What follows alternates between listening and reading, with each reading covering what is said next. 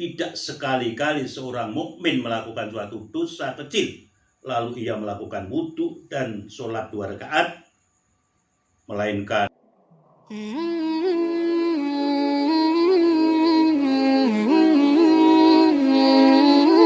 Assalamualaikum warahmatullahi wabarakatuh. Bismillahirrahmanirrahim. Selamat berjumpa dengan kelompok keagamaan Menterus Ahliyah Negeri Gedeng yang sangat kami sayangi. Pertama-tamanya, perkenankanlah kami ingin memaparkan keutamaan menjalankan sholat 5 waktu. Sholat merupakan kewajiban bagi setiap muslim yang sudah akil balik. Sholat bukan hanya sebagai rutinitas ibadah yang dikerjakan 5 waktu sehari semalam, namun lebih dari itu, sholat merupakan penghijauan atau bukti keimanan seorang terhadap Allah SWT. Dalam Al-Quran, Allah berfirman, Bismillahirrahmanirrahim, Aqimus sholata inna sholata kanat alal mu'minina kitaban mawquta. Sadaqallahu azim. Maka dirikanlah sholat itu sebagaimana biasa. Sungguhnya sholat itu adalah fardu yang ditentukan waktunya atas orang-orang yang beriman. Al-Quran Surat An-Nisa 103. Adapun dalil Rasulullah mengatakan, Bismillahirrahmanirrahim, As-sholatu imaduddin. Sholat adalah tiang atau penyangga agama. Sholat fardu yang wajib dikerjakan oleh setiap umat Islam adalah sholat 5 waktu, yakni sholat duhur 4 rakaat, asar 4 rakaat, maghrib 3 rakaat, isya 4 rakaat, subuh 2 rakaat. Ada banyak keutamaan merupakan menjalankan sholat fardu. Dari sisi kesehatan, sholat tak ubahnya seperti orang yang berolahraga karena semua anggota tubuh bergerak. Aspek kesehatan ini merupakan dan meliputi kecerdasan hati dan otak, memperlancar aliran darah dan memperlancar pencernakan makanan. Ada beberapa keutamaan sholat, antara lain 1. Mengingat Allah. Menjalankan sholat 5 waktu juga menjadi sarana hamba agar selalu mengingat Tuhannya yang telah memberikan banyak kenikmatan. Allah Subhanahu wa Ta'ala berfirman dalam surat Toha, Bismillahirrahmanirrahim, Innani anallahu la ilaha illa anna fa'budni wa aqimis sholah li dzikri. Sadaqallahu azim. Artinya, sungguhnya aku ini adalah Allah, tidak ada Tuhan yang hak selain aku, maka sembahlah aku dan dirikanlah sholat untuk mengingat aku. Di dalam kitab Sahih Bukhari Muslim disebutkan sebuah hadis melalui sahabat Anas radhiyallahu anhu bahwa Rasulullah pernah bersabda, barang siapa tidur meninggalkan sholat atau lupa kepada sholat, maka kifaratnya adalah mengerjakannya dengan segera. Manakala ia ingat, tiada kafarat lain kecuali hanya itu. Yang nomor 2, keutamaan sholat adalah menjadi penolong. Allah SWT berfirman dalam surat Al-Baqarah ayat 153, Bismillahirrahmanirrahim, Ya ayyuhalladzina amanu ista'inu bis-sabri was-sholati innallaha ma'as-shabirin. Hai orang-orang yang beriman, jadikanlah sabar dan sholat sebagai penolongmu. Sungguhnya Allah beserta orang-orang yang sabar. Al-Quran Al-Baqarah surat 153. Melalui ayat ini Allah menjelaskan perihal sabar dan hikmah yang terkandung di dalam masalah menjadikan sabar dan sholat sebagai penolong serta pembimbingnya. Karena sungguhnya seorang hamba itu ada kalanya berada dalam kenikmatan, lalu ia mensyukurinya, atau berada dalam cobaan, lalu ia bersabar dan menanggungnya.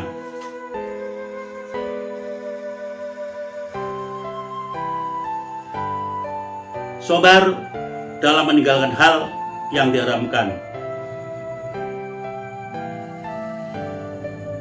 dan dari dosa-dosa, serta sabar dalam mengerjakan ketaatan dan amal-amal yang dekat kepada Allah. Jenis sabar yang kedua inilah lebih utama, mengingat ia adalah tujuan utama. Adapun jenis sabar lainnya, yakni sabar dalam menanggung sebagai macam musibah dan cobaan, serta jenis ini pun hukumnya wajib. Perihalnya sama dengan istighfar atau memohon ampun dari segala macam cela. Adapun hikmah atau keutamaan sholat yang nomor 3, mencegah perbuatan keji nan mungkar. Allah berfirman, Bismillahirrahmanirrahim, wa aqimis sholah inna sholata tanha 'anil fahsya wal munkar wala dzikrullah akbar wallahu ya'lamu ma tasna'un.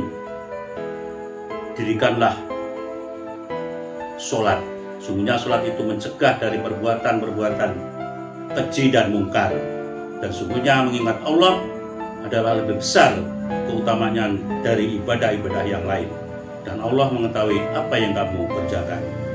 Al-Quran Surat Al-Ankabut ayat 45.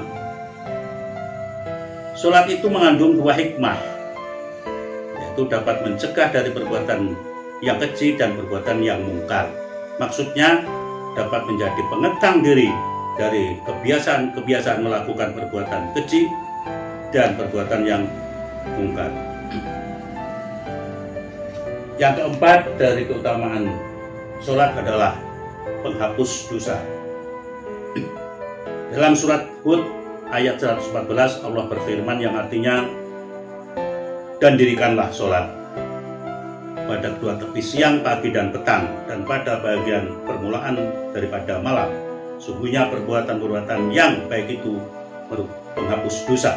Perbuatan-perbuatan yang buruk itulah peringatan bagi orang-orang yang ingat.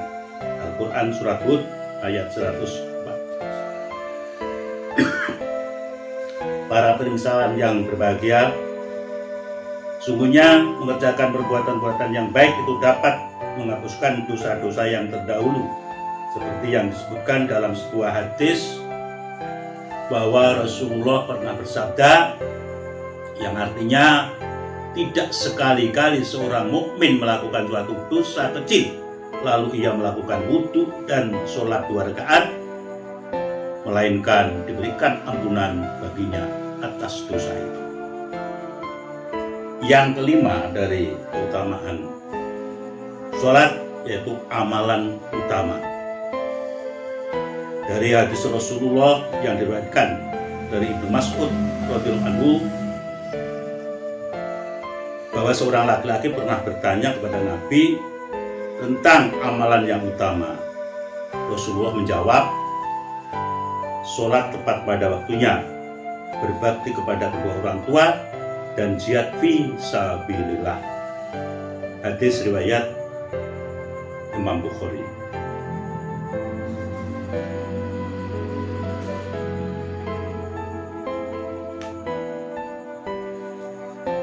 Yang keenam dari amalan berbuat sholat yaitu cahaya di hari kiamat.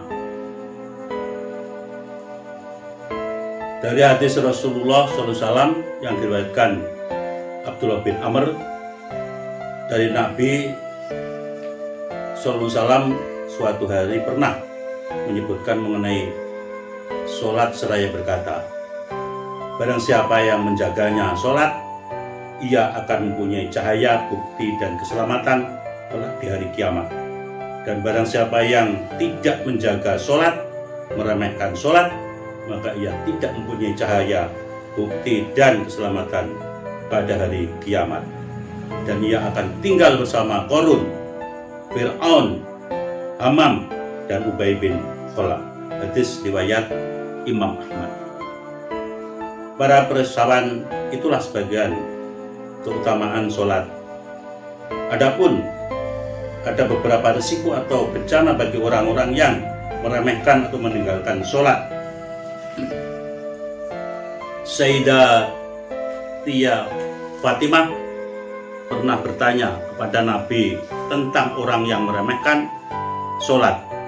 Beliau bersabda, barang siapa yang meremehkan sholat, baik laki-laki maupun perempuan, Allah akan menimpakan atasnya 5 macam bala atau bencana. Yang antara lain, pertama, Allah akan menghilangkan berkah dari umurnya. Yang kedua, Allah akan menghilangkan berkah dari rezekinya. Ketiga, Allah akan memusnahkan tanda-tanda yang soleh dari wajahnya. Keempat, setiap amalan yang diamalkannya tidak akan diberi pahala. Kelima, doanya tidak akan naik ke atas langit atau tidak dikabulkan oleh Allah. Keenam, doa orang-orang yang soleh tidak akan meliputinya. Ketujuh, ia akan meninggal dunia terhina. Kedelapan, ia akan meninggal dunia dengan kelaparan.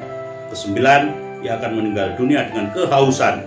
Seandainya ia minum seluruh air sungai yang berada di dunia ini, niscaya dahaganya tidak akan sirna. Nauzubillah min zalik. Kesepuluh, Allah akan mengutus malaikat yang siap menakut-nakutinya di dalam kubur. 11, kuburnya akan merasa sempit dan hanya kegelapan yang ada menyelibutinya. 12, Allah akan mengutus malaikat yang akan menyeretnya dalam keadaan terurat dengan kesaksian para makhluk. 13, ia akan dihisap dengan hisap yang lebih berat dan pedih. 14, Allah tidak akan sudi melihat wajahnya. Ke-15, Allah tidak akan mensucikan dan baginya siksaan yang pedih. Itulah beberapa kriteria daripada orang yang sok meremehkan, sok meringankan, sok berbuat lahan terhadap perilaku sholat, utamanya sholat 5 waktu. Para pensawan, mungkin itu yang bisa kami sampaikan dan semoga menjadi renungan bagi kita bersama. Bilal taufiq wal hidayah. Assalamualaikum warahmatullahi wabarakatuh.